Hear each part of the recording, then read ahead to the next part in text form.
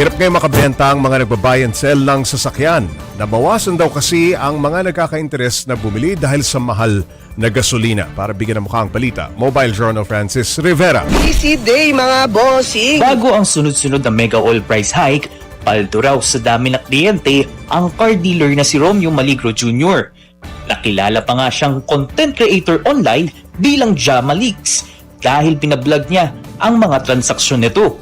Kung dati, nakakasampu mahigit siyang units na nabibenta, ngayon ang mahal na ng langis, sobrang tumal na raw ng mga kumukuha ng sasakyan. Sobrang napakalaki ng impact na nangyari when it comes to selling. Talagang ramdam na ramdam as in. Araw-araw nakakabenta ako ng 5 units or 6 units. Ngayon po, paisa-isa na lang and then may araw pa nawala. So masasabi ko talaga 80 to 85% ang nawalang income po sa amin. Kaya iba-ibang diskarte na ang ginagawa ni Jamalix para magkaroon ng kita. Noon, mga buyer ang dumadayo sa garahe niya. Ngayon, siya na ang naghahatid ng mga unit sa mismong kliyente. Minsan yung iba kasi nagtitipid, so ang ginagawa namin best way is nagiging free delivery na lang ang mangyayari. So, syempre gagastos kami driver, toll gate. Number 1 pa dyan yung gasolina. Konting kita sir, basta nakakaraos kami sa araw-araw. Yun na lang yung nakikita namin best way talaga. Pero naranasan din daw niyang may mga kliyenteng ibinalik na lang ang unit dahil sa taas ng gasolina.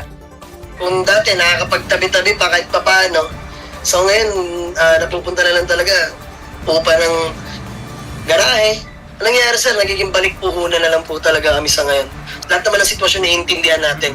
So, kung kailangan nila, hanggat may ibabalik naman po akong pera, binabalik naman po namin. Kung buyback. Kaya isa rin siya sa umaasang matapos na ang krisis para makabawi at makabalik ang sigla ng kanilang negosyo.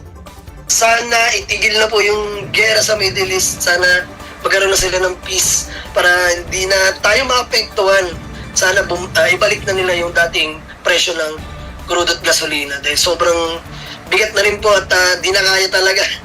Iba't ibang negosyo na ang apektado sa nangyayaring sigalot sa gitnang silangan. Habang wala pang permanenteng solusyon sa problema, kanya-kanyang diskarte raw muna. Huwag lang magsara ang kanilang kabuhayan. Mga kapatid, Mobile Journal Francis Rivera po, hatid ang mukha ng balita.